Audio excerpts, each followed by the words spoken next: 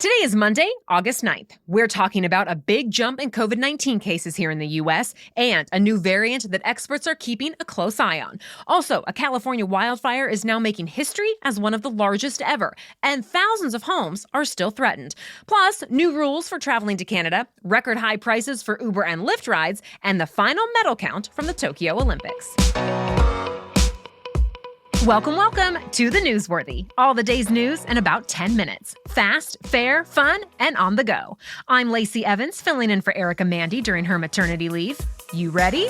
Let's do this.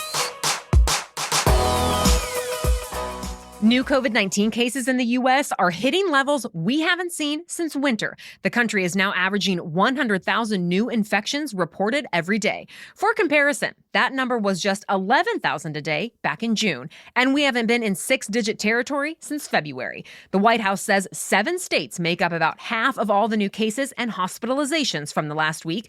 They're mostly in the South. We're talking about Florida, Texas, Missouri, Arkansas, Louisiana, Alabama, and Mississippi. And in parts of those states, hospitals are having a hard time finding enough beds for patients. Most people getting COVID-19 now are getting the Delta variant, which has been proven to be much more contagious than the original strain.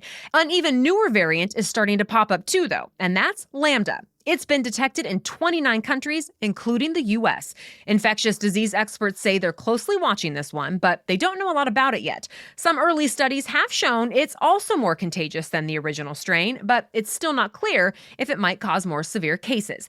And when it comes to vaccines, health experts say they're probably still at least somewhat effective against Lambda, but they don't know if people will be quite as protected against this strain as the others. Researchers are looking into all of this now. And it's important to point out, cases of Lambda are still pretty rare in the U.S. It has popped up in 44 states, but no big clusters have been reported.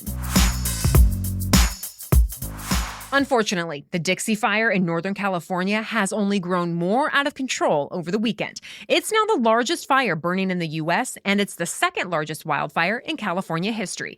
This is the one that nearly destroyed the small town of Greenville. More than 400 homes and other buildings have been ruined so far in the northern Sierra Nevada area. Thousands more are threatened. More than 8,500 firefighters have worked on this one, but it's been tough to get ahead of strong winds that are fanning the flames through dry brush. More than 700 square miles have burned so far. That's more than double the size of New York City. The Dixie Fire is just one of more than 100 major wildfires burning in 15 states in the U.S., sending smoke all over the country. The last couple days, air quality in Denver, Colorado, and Salt Lake City, Utah, was ranked among the worst in the world. The U.S. isn't the only country dealing with major wildfires, though. More than 150 fires have been reported in Greece over the last week. The worst ones are burning just north of Athens and on the island of Evia. Thousands of people have had to evacuate during an unprecedented heat wave. Temperatures have spiked as high as 113 degrees Fahrenheit. Greece's army is helping hundreds of firefighters get the fires under control, and other countries like France, Egypt, Switzerland, and Spain have sent in help. The Taliban have now taken over key cities in northern Afghanistan. Just yesterday, the militant group seized the strategic hub of Kunduz. The group has already taken over most rural areas, but Kunduz was the first major Afghan city to fall. About 375,000 people live there, and the Taliban took over the capitals of 3 other provinces just this weekend. It says it seized armored vehicles, weapons, and military equipment from Afghan government forces. Now, there are fears even the nation's capital of Kabul could fall by the time the U.S. totally ends its combat mission at the end of this month. Most U.S. troops are already out. So far, President Biden hasn't commented on the latest Taliban takeovers. A White House spokesperson just told reporters over the weekend Biden is focused on what's best for the American people. The U.S. will continue airstrikes as it deems necessary. Meanwhile, the U.S. Embassy in Afghanistan says all other American citizens should leave the country immediately for their safety. Back home in the U.S., the jobs market is getting stronger. The Labor Department says the country added 943,000 jobs in July, and a good chunk of them were in the hospitality industry, like in hotels and restaurants. That brought the unemployment rate down to a pandemic-era low of 5.4%. To put that into perspective, back in April of 2020, the unemployment rate reached almost 15%. But it's still not quite as low as it was before the pandemic hit. Americans are getting paid more, too, though. Wages are up 4% from this time last last year. One more thing that could help American budgets, the White House announced the 42 million Americans with student debt will have more time to pay those bills. People with federal student loans now won't have to pay until February. Much more news in a moment, but first, your main host, Erica Mandy, is here to talk about why she's a fan of our sponsor, Ritual. The only multivitamins I've taken for more than a year now are from Ritual, and the nutrients I'm putting in my body have been more important than ever before, first during my pregnancy and now postpartum. I really appreciate knowing that Ritual's vitamins do not include any sugars, GMOs, synthetic fillers, or artificial colorants.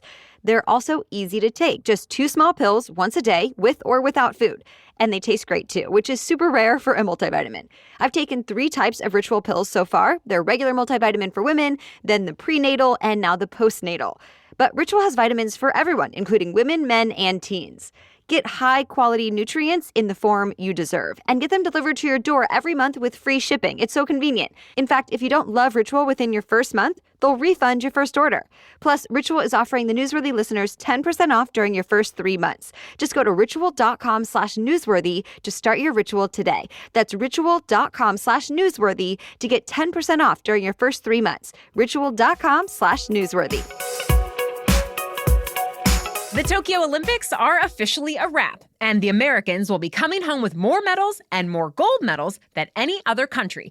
Team USA won 113 medals total, at least 25 more than anyone else. On the gold medal count, we won 39, just 1 more than China. This final weekend really put us over the top. For the first time ever, the American indoor women's volleyball team won gold by beating Brazil in straight sets. Over on the basketball court, the American women won their 7th straight gold medal. They beat Japan by 15 points in the championship game. The American men's basketball team is also coming home with the gold. The men beat France by 5 points, and this is the 4th gold medal in a row for men's basketball.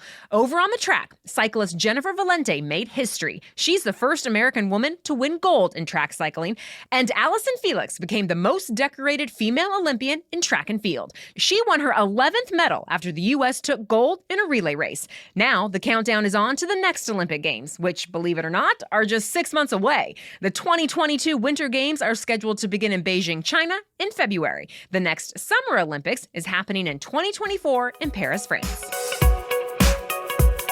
Starting today, fully vaccinated Americans can go to Canada again for any reason. Traveling there won't be quite as easy as it was before the pandemic, though. Adults have to have proof they've been vaccinated and have a negative COVID-19 test.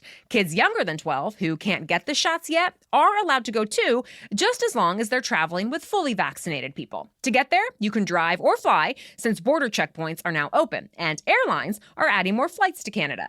Starting today, Air Canada will have up to 220 daily flights between the U.S. and Canada, and United Airlines is adding more Canada flights next month. As for hotels, analysts say the average room rates in Canada are actually lower now than they were before the pandemic started, but they're expected to go up again soon, now that the border has reopened. Be prepared to shell out a lot more money the next time you need a ride from Uber or Lyft. Prices are at record highs right now. The market research firm Rakuten Intelligence looked at more than 1 million receipts. They found average fares have hit new record highs every month since February. And now, customers are paying about 50% more compared to what they were paying before the pandemic started. Uber and Lyft have been spending a lot of money to entice new drivers. And the good news is, those efforts seem to be working. Both companies have reported large numbers of drivers joining the platforms in recent months. But it's still not enough. Demand is still outpacing driver supply, especially in larger cities like San Francisco, Los Angeles, and New York City. More than 24 former football players, coaches, and contributors were just immortalized in the Pro Football Hall of Fame. The new inductees include retired icons like longtime Indianapolis Colts quarterback Peyton Manning, record-holding wide receiver from the Detroit Lions Calvin Johnson, and the always dependable Charles Woodson, who played both cornerback and safety for the Raiders and the Packers. During last night's induction ceremony, all 3 men spoke about their love of the game. Speaking of football legends, the sports world is saying goodbye to one of the most successful college college football coaches in history. Bobby Bowden died from pancreatic cancer over the weekend at age 91. Bowden is best known for the more than 30 years he spent coaching at Florida State University. He led the Seminoles to 2 national championships during the 1990s. And Bowden holds the record for the second most wins by any Division I football coach with 377 victories. Only the late Joe Paterno of Penn State has more wins. Suicide Squad didn't perform as well at the box office as Warner Brothers expected. The movie brought in $26.5 million worth of ticket sales in North America. The studio had expected the action movie to make at least $30 million. Variety reports some regular moviegoers might have been worried about new COVID-19 outbreaks. Plus, audiences had the option of watching it at home. Suicide Squad debuted on HBO Max on the same day it arrived in theaters at no extra charge to subscribers. At home or in theaters, Suicide Squad has been a hit with critics. It received a 92% rating on Rotten Tomatoes. And that's it for your main news today, but now it's time for Money Monday, where we talk about one interesting money-related news story. But first, here's Erica again with a quick word about our sponsor, Rothy's. Let's start with the research. Rothy's surveyed thousands of customers, and the number one word used to describe their shoes is comfy. And yes, I would agree, Rothy's are stylish, they're sustainable, and they are actually comfortable.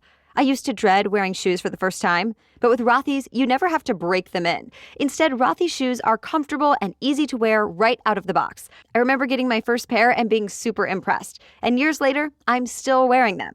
No wonder Pop Sugar named Rothy's one of the, quote, most comfortable and cute flats you'll never tire of wearing.